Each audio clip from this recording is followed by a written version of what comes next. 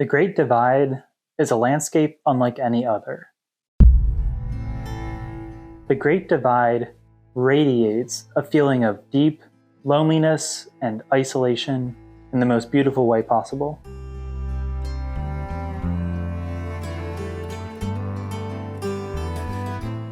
The Great Divide Trail is Canada's premier long-distance trail, following the Great Continental Divide along the Canadian Rockies.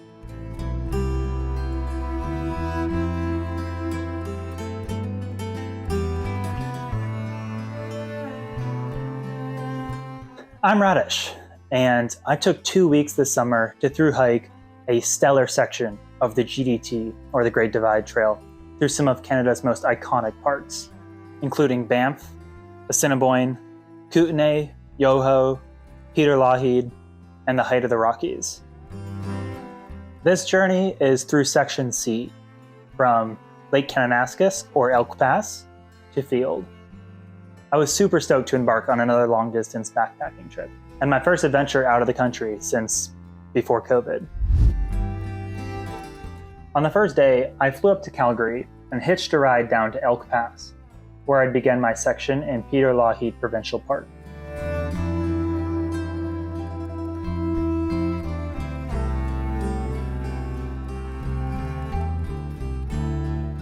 A quick stroll through the forest brought me to my first campsite at the stunning Kananaskis Lakes.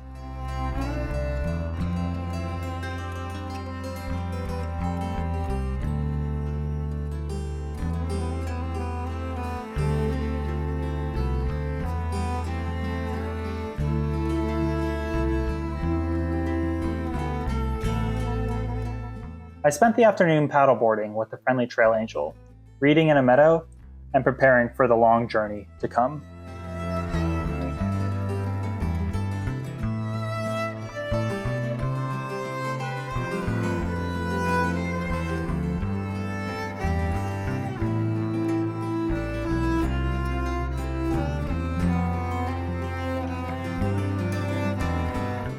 The morning started with blue skies and some filtered wildfire smoke. I packed up camp and started climbing out of the Kananaskis Valley and through Lougheed Provincial Park, where I met a thru hiker, Strings, from Canada.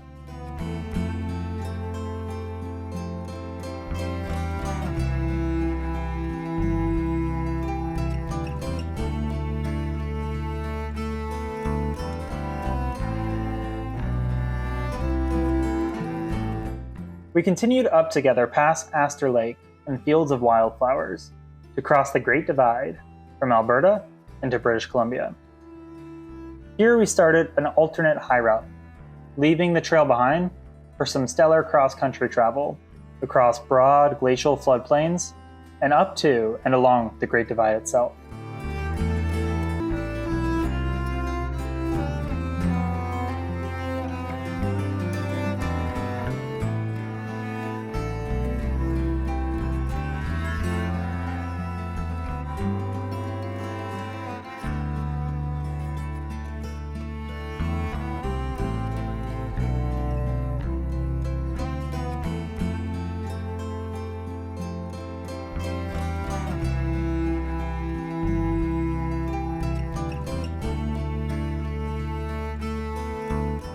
As we crossed by some small tarns, we climbed up to a saddle on Northover Ridge. But this is when thick smoke started streaming in. The sky grew hazy, dark, and then eerie red. I took off my sunglasses and could still barely see. Had a wildfire just ignited nearby? Something had shifted in the weather system. And that's when it started to snow. Gently at first, and then all at once, lightning struck on the nearby ridge. And then again, and again, and again. We made an emergency camp there, and spent the whole night bracing our tents as the storm tried relentlessly to flatten them, as thunder shook the ground, and the snow continued to pile up around us. We awoke to half a foot of fresh snow, swirling clouds, and a feeling of cautious relief.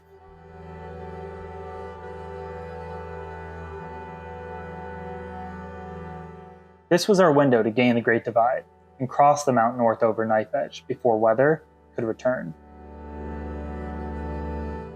Northover Ridge was some of the most stellar hiking you could ask for, even in the snow. Ridge walking along the divide, dusted in a fresh blanket of white, high above the clouds, with the Atlantic watershed falling away steeply to the east, and the Pacific watershed falling away steeply to the west. For a few miles, we carefully broke trail through fresh snow, scrambling over rocky gendarmes and around massive cornices.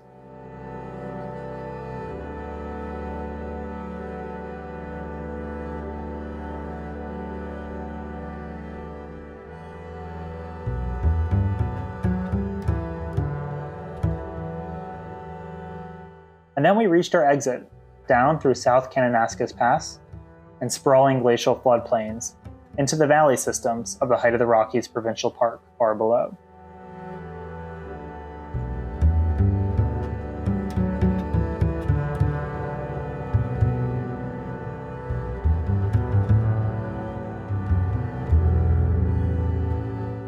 Here, Strings and I went our separate ways, grateful for the company during the chaos of the storm.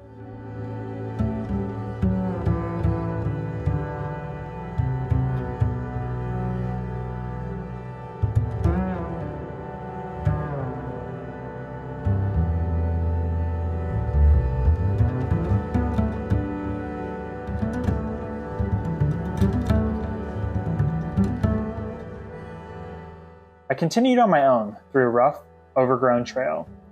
The dense brush was sopping wet from last night's storm, and I may as well have been walking through a car wash. I carried on, following a series of rivers, flowing into rivers, flowing from rivers, until I finally crossed Palliser Pass, rejoining the Great Divide Trail.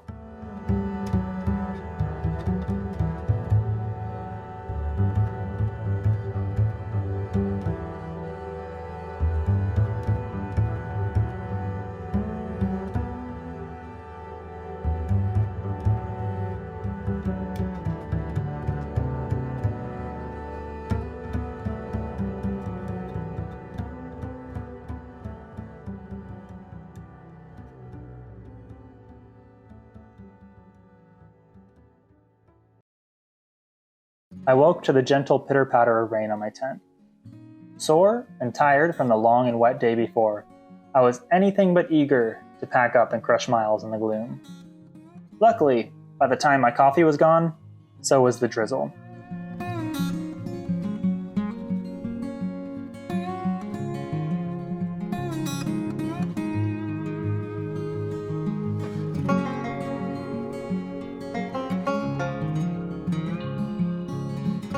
The day led me along the Spray River and a series of massive U-shaped floodplains underneath hanging glaciers and past turquoise lakes of Mount Assiniboine Provincial Park.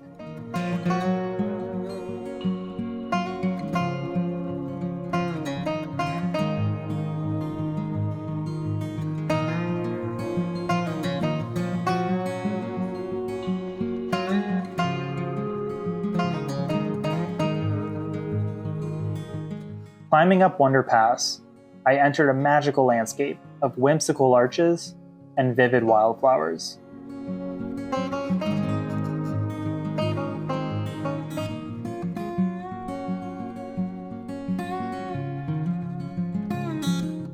A quick side trip to Magog Lake showcased the mountain's glory, with Mount Assiniboine, the Matterhorn of the Rockies, towering over the observable universe, reflecting in the shimmering waters as the clouds caught on its lofty summit.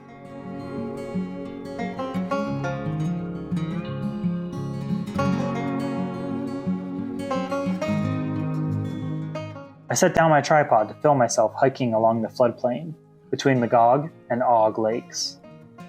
I grabbed my camera and checked the footage. That's weird. What's this massive grizzly bear doing in the frame? I looked up to meet the beautiful creature's gaze not more than 30 feet away.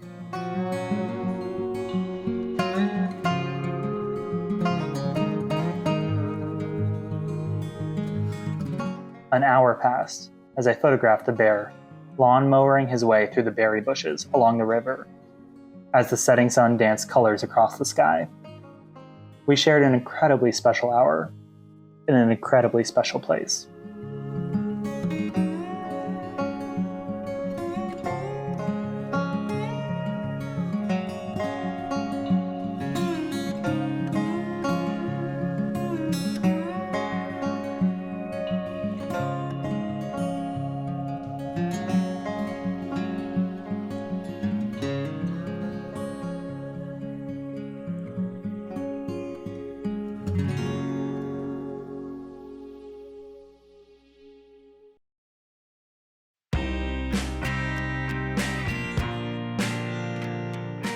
Today was a big day.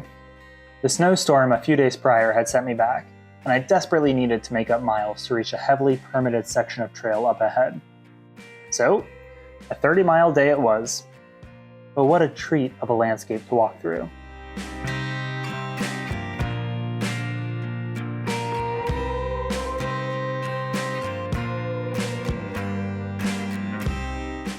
I started off the morning with Stitches, a thru hiker I met from Australia the night before. I left Assiniboine Provincial Park through Citadel Pass and entered Banff National Park. On Citadel Pass, we chatted with a host of friendly marmots, gophers, and pikas.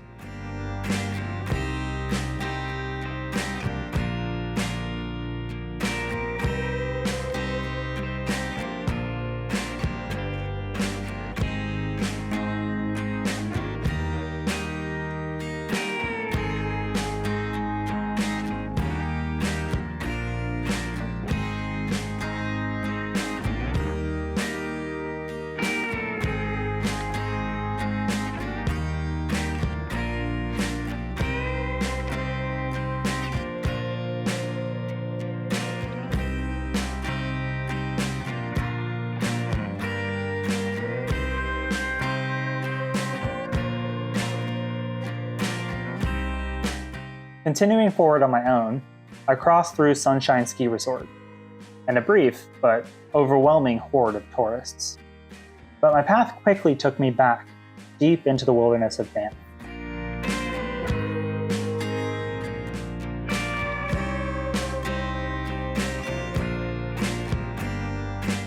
The sun shone bright. The dazzling display of wildflowers was thoroughly spellbinding. Up and down, through Quartz Pass, Simpson Pass, Healy Pass, and Whistling Pass. A whopping foot-destroying 5-pass day.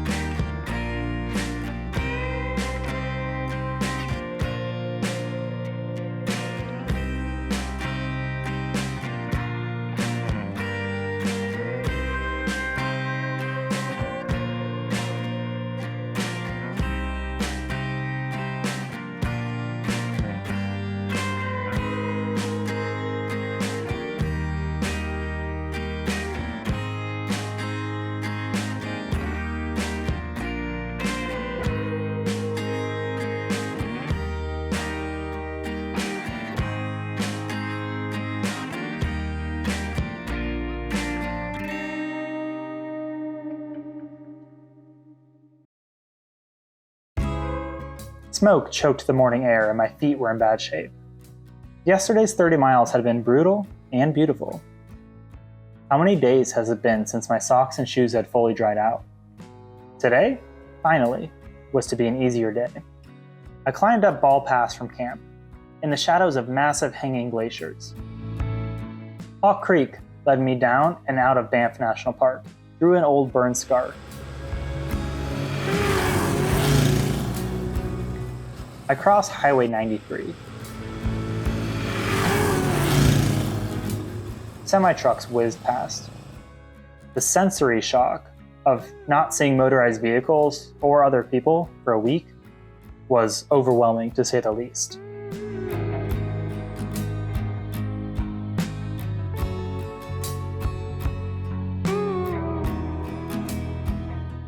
As I crossed into Kootenay National Park and climbed up the Floe Lake, the rain began to fall, knocking the smoke out of the sky, but only increasing the oppressively gloomy atmosphere and doing no favors for my now rotting feet.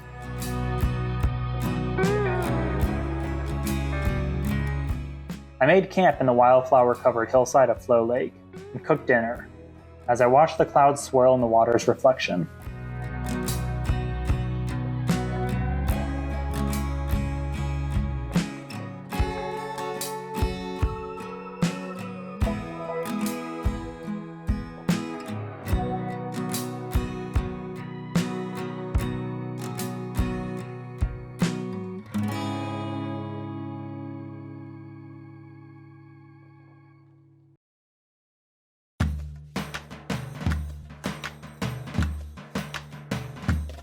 Rain gently tapped at my tent to wake me up in our now daily ritual. I put on my wet socks, laced up my wet trail runners, and packed up my wet gear. As I climbed up to Numa Pass, the rain broke and the storm clouds began to burn off in a dramatic display of theater. Moments in the wake of a storm like this make everything else worthwhile.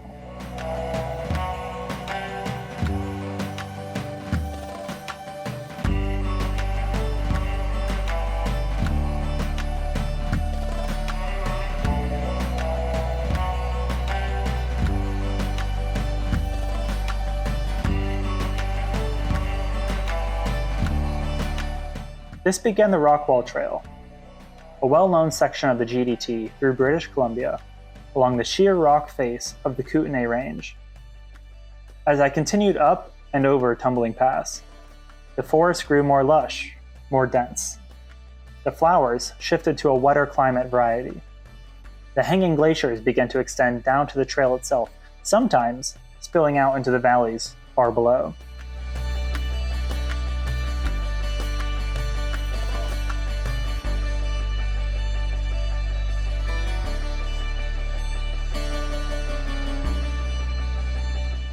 The rain showers came and the rain showers went. I made camp at Wolverine Pass that evening, watching the sun set out to the west over the Bugaboos and the Columbia River, so far upstream from where it flows through the city in which I live.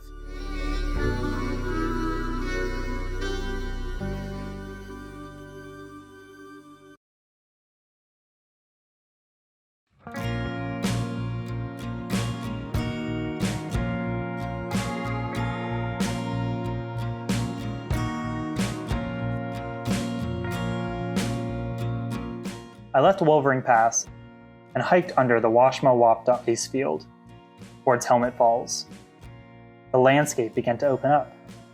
The impenetrable rock wall now had an end in sight, still far off in the distance.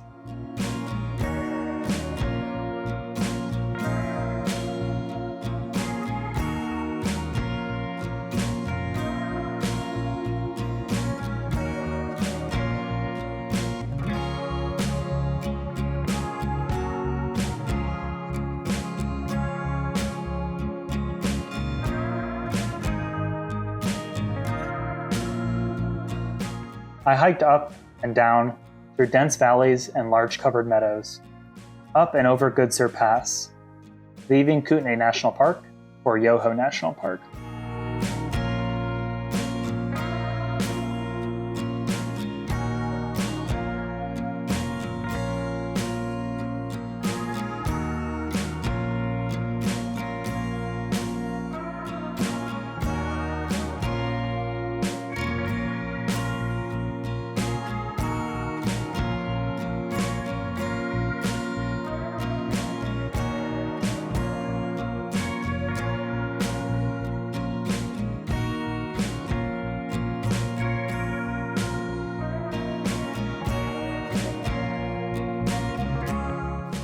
Blue skies.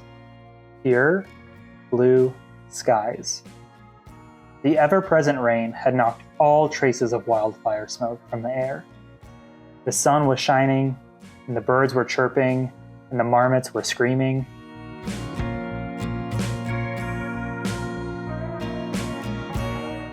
As I set up camp along the turquoise McArthur Creek, I watched my final trail sunset splash back across the rock wall.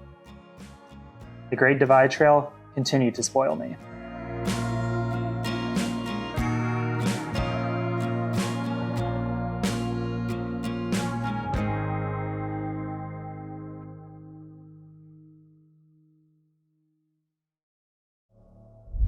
The final day of the Great Divide Trail, I had walked 150 miles across the Canadian Rockies from Kananaskis to Field, through rain and wildfire smoke, across braided floodplains and wildflower-filled meadows, under hanging glaciers and imposing rock walls, and alongside grizzlies, moose, and marmots.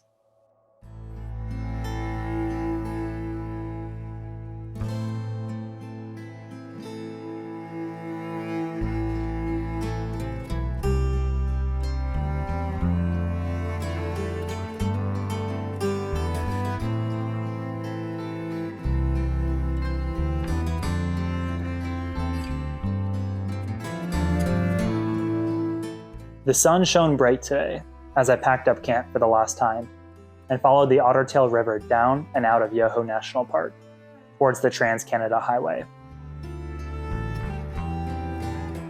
From there, I hitchhiked into the town of Banff, booked a bunk at a hostel, and was faced with the biggest decision of the trip: a shower or a beer first.